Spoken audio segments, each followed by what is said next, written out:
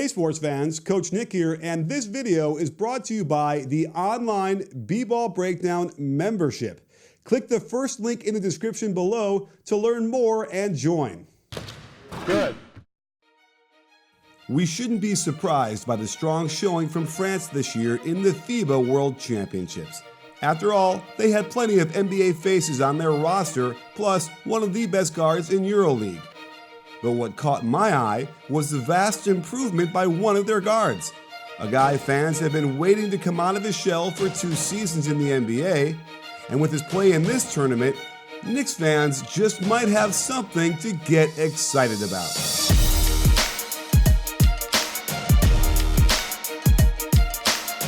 Right off the bat, it seems like he's got more control over his handle, and it's smoother and allows him to be explosive.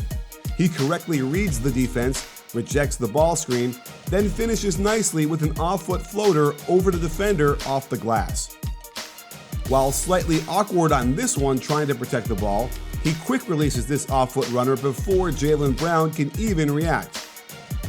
Meanwhile, last season, here's an example where he tries to off-foot the floater on a quick release, but can't control the aim or the distance as it's nowhere close. Turning into the middle to attack allows Frank to use his strong right hand, but he simply struggled to find the right rhythm, even on a wide open floater. The one-footed floaters in the lane weren't a great look for him, as he couldn't maintain proper control over the flight of the ball, adding too much arc to a ball that didn't have to float over an actual defender. In the FIBA tournament, he had much better control of his speed, keeping his nose behind his toes, changing pace, and smoothly transferring the ball up and into the floater softly through the net. I also liked how he didn't try to force the action, finding space in the mid-range to pull up off the dribble for open jumpers in rhythm. You can see the contrast in this pull-up jumper from the same distance where he hangs in the air longer and can't control the shot as it comes up way short. On this attack, he shows an added level of awareness as he is initially stopped by the big defender, but uses the hop to get space and lets a smooth jumper fly. It's still not perfectly smooth on the release, but you can get away with that when you're shooting from 15 feet, and he's even starting to display a shooter's role. The next evolution of his game will be to become a threat from three-point land off the pick and roll. His footwork wasn't consistent between a 1-2 and the hop, and energy transfer wasn't fluid enough to make many. But there was a tiny bit of evidence that he's improved in this category too, and just being a willing shooter from here will help a lot. As we get closer to the NBA season, another thing that will help a lot when trying to get seats to any game, concert, or the theater is SeatGeek. In just a few taps, you'll be able to see what seats are available, the prices are graded to let you know if you're getting a great deal, they've got seating charts and viewpoints from each seat, and best of all, if you use my code BBALL, you'll get $20 off your first purchase.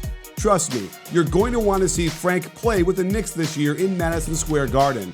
So use the SeatGeek app, save $20, and you'll be at the game as fast as Ntilikina was getting down court in transition, where he showed remarkable improvement in the open court, willing to take on the defense and finish strong through contact, but get to the rim and finish softly. If he makes them a threat on the break in New York, this changes a lot of the equation. His aggressiveness to find a jumper on a spot up has been a revelation in FIBA, as he had zero hesitation on this catch and shoot with a defender in the vicinity, and that's a clean swish. And this clutch sidestep off the bounce shows a whole new level of competence from distance. And I love how he hops into the shot for a quick release over his man and right into the basket. Compare that to some plays in New York where he simply refused to shoot open shots when the pass came to him, causing him to get into bad positions and bad shots when he just needed to take the first one available to him. Even the slightest bit of improvement in this area will be a big gain for the Knicks. That said, when he did find openings in the defense to penetrate, I liked what I saw, collapsing the defense immediately on a split and go and showcasing his athleticism on the finish. And it's clear whoever has been training him has focused on off-foot finishes, and they look comfortable to him now as he's able to change the rhythm to throw off defenders and still finish well around and over any help defense that might arrive. On a team that uses the handoff extensively in their offense, It was good to see Frank going to his left to receive it and aggressively get downhill to find a shot. His struggles in this area last year contributed to why the Knicks were ranked 26th in handoff efficiency.